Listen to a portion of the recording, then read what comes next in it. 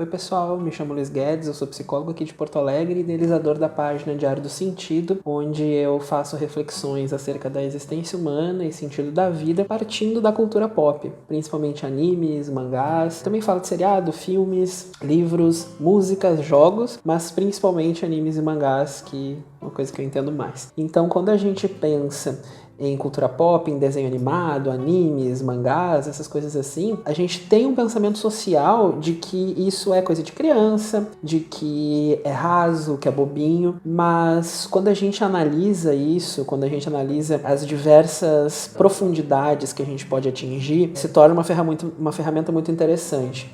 Né? Quando a gente fala em animes, mangás, em seriados e filmes, a gente tem uma maneira diferente de se contar histórias, mas ainda uma maneira de se contar histórias. Eu faço todas essas reflexões sobre a existência humana e sentido da vida usando como base a logoterapia, a análise existencial, que é a minha abordagem, e eu vou falar para vocês rapidamente sobre como ela funciona, qual a sua proposta, porque eu acho importante que esse ponto de partida seja entendido e porque mesmo dentro da psicologia, entre os psicólogos, a logoterapia não é tão conhecida assim. E eu começo trazendo para vocês esse livro, que se chama Em Busca de Sentido.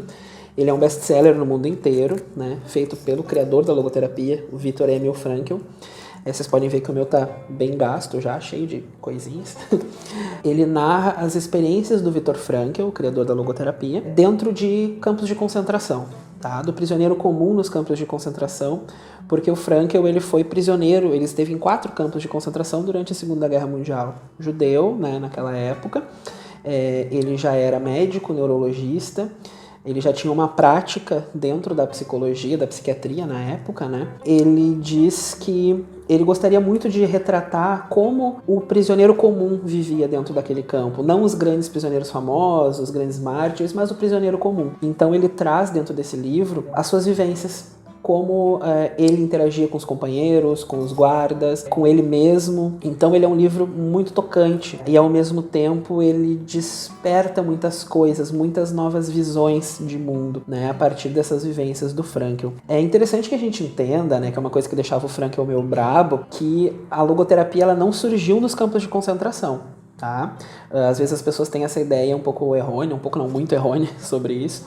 Mas não, o Frankl desenvolve a logoterapia, o pensamento logoterapêutico dele, desde quando ele tinha 14, 15 anos, ele já pensava nisso, ele já tinha teoria desenvolvida antes dos campos de concentração, mas é nos campos de concentração que ele diz que foi o grande laboratório, onde ele pôde provar que a teoria dele estava correta. O Frankl admirava muito Freud, por mais que ele discordasse de muitas coisas, ele admirava muito Freud. Ele dizia que o Freud via o ser humano como um ser em busca de prazer, e aqui esse prazer não é necessariamente um prazer sexual, né? É em busca de prazer. Enquanto Adler via o ser humano com uma vontade de poder. Para Frankl, ele diz, não, o ser humano ele busca poder, ele busca prazer, mas a força motivacional do ser humano, o que faz o ser humano agir, é uma busca, uma vontade de sentido da vida. Nós buscamos sentido para a nossa existência humana, como seres humanos, nós buscamos esse sentido. Ele é pessoal e intransferível, não é um grande sentido que serve para todo mundo, que nem o 42 do Guia do Mochileiro das Galáxias, mas ele é um sentido que ele pode mudar conforme a vida muda. Então, o mais importante é o sentido naquele momento, como a gente interage com aquele sentido, para que a gente possa ter uma existência cada vez mais plena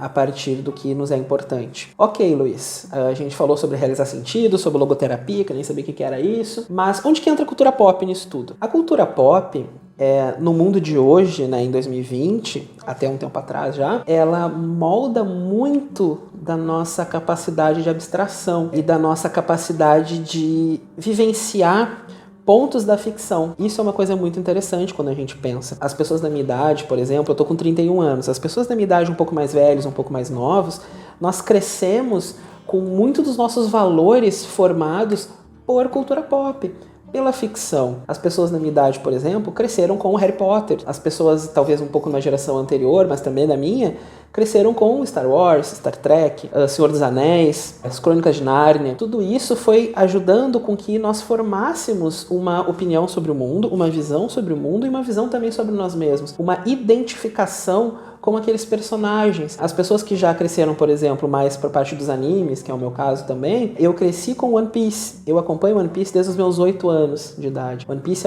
é uma das, se não me engano, a obra mais vendida na história dos mangás no mundo. Mas é muito interessante que a gente se dê conta que a cultura pop deixou de ser, hoje em dia, aquela coisa boba, aquele desenhozinho que era baseado em uma história fechadinha, que não tinha começo, nem meio, nem fim, que era só uma coisinha para entreter por um determinado período. A cultura pop de hoje, ela com certeza ela entretém, mas o objetivo não é só esse. A gente, claro, tem uma indústria que visa lucro, mas ela tem múltiplas camadas. Um autor de uma obra da cultura pop pode passar mensagens que antes eram passadas apenas por livros mais cabeçudos, assim. Hoje em dia a gente tem adolescentes que cresceram, se desenvolveram junto com personagens. Eu sempre gosto de usar o exemplo do Harry Potter, porque o Harry Potter é um personagem que os leitores cresceram junto com ele. Ele tinha 11 anos, se não me engano, no primeiro livro, e ele passa por toda a sua vida escolar junto com os leitores que tinham mais ou menos a sua idade, que era o público-alvo na época. Então,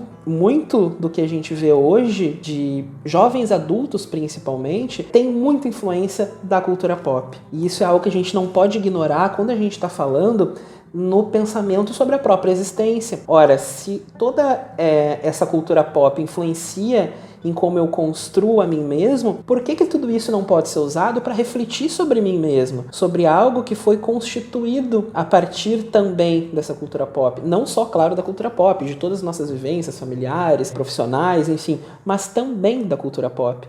Então é importante a gente ter essa visão de que a cultura pop hoje em dia ela pode ser um gatilho de ancoragem da realidade, de como eu vejo essa realidade, de como eu me identifico com ela. Muitas vezes, dentro de um processo psicoterapêutico, eu pessoalmente uso muitos exemplos da cultura pop sobre situações específicas que algum paciente possa estar passando. E isso é sempre enriquecedor, porque demonstra que a gente pode enxergar algo além dentro daquilo que é muito importante para aquela pessoa. Então, eu sempre gosto de bater nessa tecla de que a cultura pop ela pode ser um gatilho para reflexões muito profundas da existência humana. Então, a partir desse pensamento de que a gente pode usar a cultura pop para refletir sobre a nossa existência, eu acho muito legal que a gente pode fazer isso também com técnicas, com conceitos dentro da psicologia. Eu, por exemplo, gosto muito de utilizar, quando a gente fala numa técnica específica da logoterapia, que se chama intenção paradoxal, onde se utiliza muitas vezes para fobia, onde eu uso o humor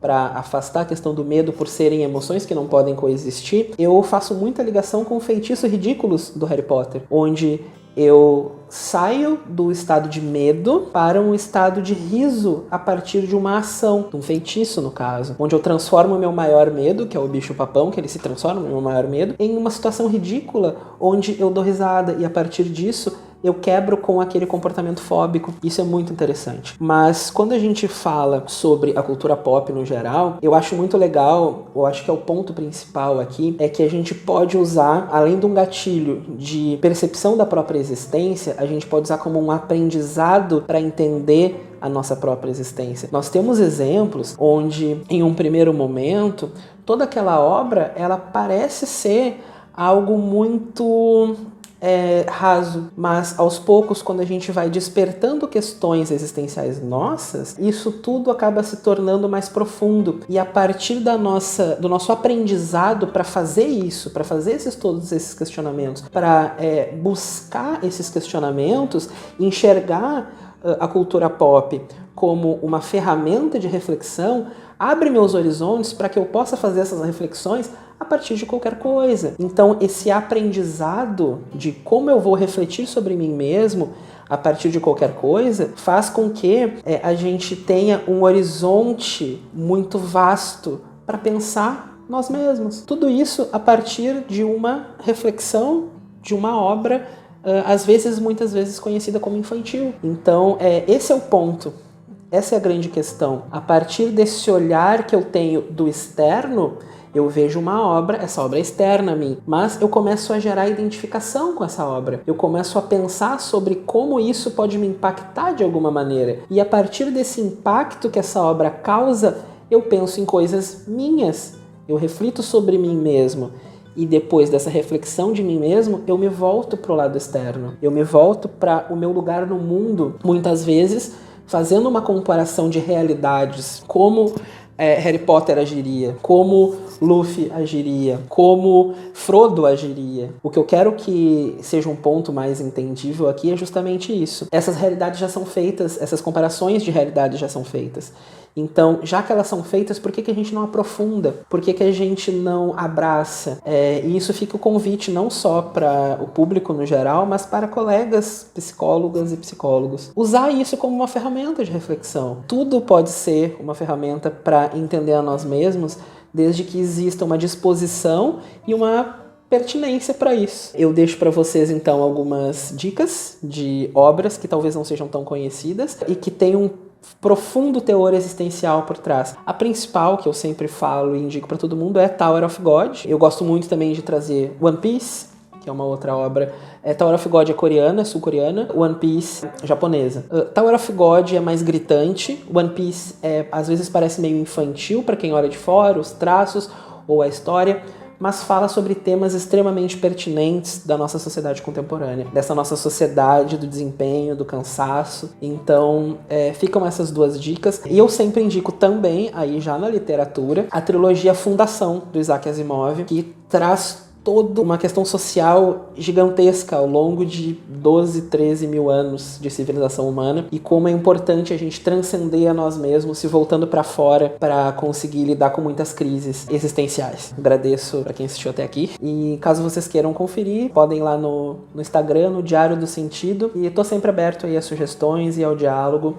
Só comentar aqui ou mandar DM lá no diário e a gente vai conversar. Um abraço para todo mundo e é isso aí.